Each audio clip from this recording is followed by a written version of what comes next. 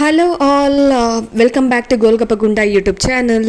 So ಇವತ್ತು ನಾನು ನಿಮ್ಮನ್ನು ಕರ್ಕೊಂಡು ಹೋಗ್ತಿರೋದು ನನ್ನ ಹಸ್ಬೆಂಡ್ ಕನ್ಸ್ಟ್ರಕ್ಟ್ ಮಾಡಿರೋ ಒಂದು ಮನೆ ಹತ್ರಕ್ಕೆ. ಅವರು ಆರ್ಕಿಟೆಕ್ಟ್ ಆಗಿರೋದ್ರಿಂದ ಬೇರೆ ಬೇರೆ ಮನೆ ಕನ್ಸ್ಟ್ರಕ್ಷನ್ಸ್ಗಳನ್ನ ಮಾಡ್ತಿರ್ತಾರೆ ಆ್ಯಂಡ್ ಮನೇನ ಕಟ್ಟಿ ಮಾರೋದು ಕೂಡ ಮಾಡ್ತಿರ್ತಾರೆ.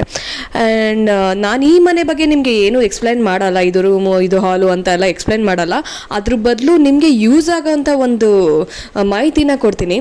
ಗೌರ್ಮೆಂಟ್ ಕಡೆಯಿಂದ ಫ್ರೀ ಸೈಟ್ಸ್ಗಳು ಮತ್ತು ಮನೆಗಳನ್ನ ಅಲಾಟ್ ಮಾಡಿಕೊಡ್ತಾರೆ.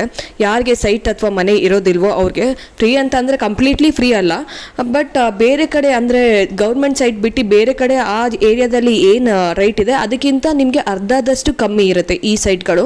ಆ್ಯಂಡ್ ಪೇಪರ್ಸ್ಗಳೆಲ್ಲ ಜೆನ್ಯೂನ್ ಆಗಿರುತ್ತೆ. ಇದರಲ್ಲಿ ಯಾವುದೇ ಥರ್ಡ್ ಪಾರ್ಟಿ ಪರ್ಸನ್ ಕೂಡ ಇನ್ವಾಲ್ವ್ ಆಗಿರಲ್ಲ. ಇದು ಡೈರೆಕ್ಟಾಗಿ ಗೌರ್ಮೆಂಟ್ ಕಡೆಯಿಂದನೇ ಇರುವಂತಹ ಒಂದು ಬೆನಿಫಿಟ್ ಬಡವ್ರಿಗೋಸ್ಕರ ಅಂತ. ಆ್ಯಂಡ್ ನೀವು ಇದಕ್ಕೆ ಮಾಡಬೇಕಾಗಿರೋದು ಇಷ್ಟೇ, ಕರ್ನಾಟಕ ಹೌಸಿಂಗ್ ಬೋರ್ಡ್ ಅಂತ ಅಂದ್ಬಿಟ್ಟು ನೀವು ಗೂಗಲಲ್ಲಿ ನೋಡಿದ್ರೆ ಅದ್ರ ವೆಬ್ಸೈಟ್ ಸಿಗುತ್ತೆ. ಸೊ ಆ ವೆಬ್ಸೈಟ್ಗೆ ಹೋಗಿ ನೀವು ಅಪ್ಲೈ ಮಾಡ್ಬೋದು. ಬೇರೆ ಬೇರೆ ಡಿಸ್ಟಿಕ್ಗಳಲ್ಲಿ ಸೈಟ್ಗಳನ್ನ ಅವರು ಡೆವಲಪ್ ಮಾಡ್ತಾ ಇರ್ತಾರೆ. ಸೊ ನಿಮ್ಮ ಡಿಸ್ಟಿಕಲ್ಲಿ ಬಂದಾಗ ಅಥವಾ ನಿಮಗೆ ಯಾವ್ದಾದ್ರು ಬೇರೆ ಡಿಸ್ಟಿಕಲ್ಲಿ ಅಪ್ಲೈ ಮಾಡಬೇಕು ಅನ್ಸಿದ್ರೆ ನೀವು ಅದಕ್ಕೂ ಕೂಡ ಮಾಡ್ಬೋದು, ಯಾವುದೇ ರೀತಿ ತೊಂದರೆ ಇಲ್ಲ. ಆ್ಯಂಡ್ ಅಪ್ಲೈ ಮಾಡಬೇಕಾದ್ರೆ ನಿಮಗೆ ಇನ್ಕಮ್ ಸರ್ಟಿಫಿಕೇಟ್ ಇರಬೇಕು ಮತ್ತು ಲಾಯರ್ ಕಡೆಯಿಂದ ಅಫಿಡೇವಿಟ್ ಮಾಡಿಸಿರ್ಬೇಕು. ಒಂದು ನಮಗೆ ಯಾವುದೇ ರೀತಿ ಸೈಟ್ ಆಗಲಿ ಮನೆ ಆಗಲಿ ನಮಗೆ ನಮ್ಮ ಹತ್ರ ಇಲ್ಲ, ನನ್ನ ಹೆಸರಲ್ಲಿ ಇಲ್ಲ ಅಂತ ಹೇಳಿ ಒಂದು ಅಫಿಡೇವಿಟ್ ಮಾಡಿಸಿ ಆಮೇಲೆ ಅಪ್ಲೈ ಮಾಡಬೇಕಾಗತ್ತೆ. ಅಪ್ಲೈ ಮಾಡಬೇಕಾದ್ರೆ 10,000 15,000 ಫೀಸ್ ಕೇಳುತ್ತೆ. ಸೊ ಅದನ್ನು ಪೇ ಮಾಡಿ ನೀವು ಅಪ್ಲೈ ಮಾಡಬೇಕು. ಅದರಲ್ಲಿ ಅದು ಕಂಪ್ಲೀಟಾಗಿ ಲೇಔಟ್ ಎಲ್ಲ ಡೆವಲಪ್ ಆಗೋಕ್ಕೆ ಒಂದು 4 years ಆದರೂ ತೊಗೊತಾರೆ ಅವರು ಲೇಔಟ್ನ ಡೆವಲಪ್ ಮಾಡೋಕ್ಕೆ. ಎಲ್ಲ ಡೆವಲಪ್ ಆದಮೇಲೆ ಅವರು ಹಂಚಿಕೆಗಳನ್ನ ಸ್ಟಾರ್ಟ್ ಮಾಡ್ತಾರೆ. ಆ ಲಿಸ್ಟ್ ಬಿಡ್ತಾರೆ. ಫಸ್ಟು ಎಷ್ಟು ಜನ ಅಪ್ಲೈ ಮಾಡಿರ್ತಾರಲ್ಲ ಅಷ್ಟು ಜನದಲ್ಲಿ ಎಲಿಜಿಬಿಲಿಟಿ ಮತ್ತು ನಾನ್ ಎಲಿಜಿಬಿಲಿಟಿ ಅಂತ ಅಂದ್ಬಿಟ್ಟು ಇನ್ಎಲಿಜಿಬಿಲಿಟಿ ಅಂತ ಹೇಳಿ 2 ಲಿಸ್ಟ್ ಬಿಡ್ತಾರೆ. ಸೊ ಆ ಎಲಿಜಿಬಿಲಿಟಿ ಲಿಸ್ಟಲ್ಲಿ ನಿಮ್ಮ ಹೆಸರು ಬಂತು ಅಂತ ಅಂದರೆ ಅವರು ನಿಮ್ಮ ಮನೆಗೆ ನೀವು ಕೊಟ್ಟಿರೋಂಥ ಅಡ್ರೆಸ್ಗೆ ಒಂದು ಬಾಂಡ್ನ ಕಳಿಸ್ಕೊಡ್ತಾರೆ. ನೆಕ್ಸ್ಟ್ ಪ್ರೋಸೆಸ್ ಏನೇನು ಇರುತ್ತೆ ಅಂತ ಹೇಳಿ ಆ ಬಾಂಡಲ್ಲಿ ಮೆನ್ಷನ್ ಮಾಡಿರ್ತಾರೆ ಅಮೌಂಟ್ ಎಷ್ಟು ಕಟ್ಟಬೇಕು ಅಂತ. 20-30 ಒಂದು 5 ಲಕ್ಷ, 30-40 10 ಲಕ್ಷ, ಈ ಥರ.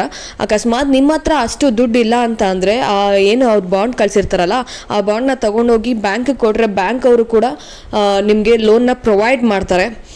ಸೊ ಅದು ಒಂದೇ ಸರಿ ಕಟ್ಟೋ ಅವಶ್ಯಕತೆಯೂ ಇಲ್ಲ, ಒಂದು 3-4 ಇನ್ಸ್ಟಾಲ್ಮೆಂಟ್ ಮೂಲಕ ಕಟ್ತಾ ಹೋಗ್ಬೋದು.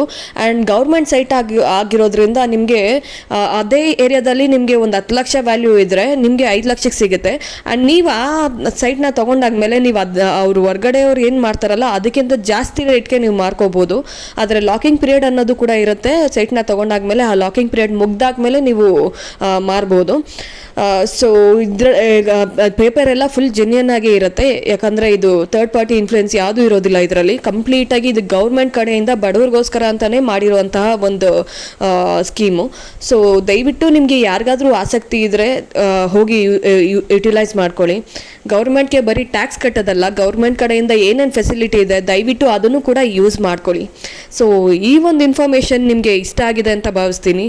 ಇಷ್ಟ ಆಗಿದ್ರೆ ದಯವಿಟ್ಟು ಲೈಕ್ ಮಾಡಿ, ಸಬ್ಸ್ಕ್ರೈಬ್ ಮಾಡಿ. Thanks for watching golgappa Gunda YouTube channel. Bye.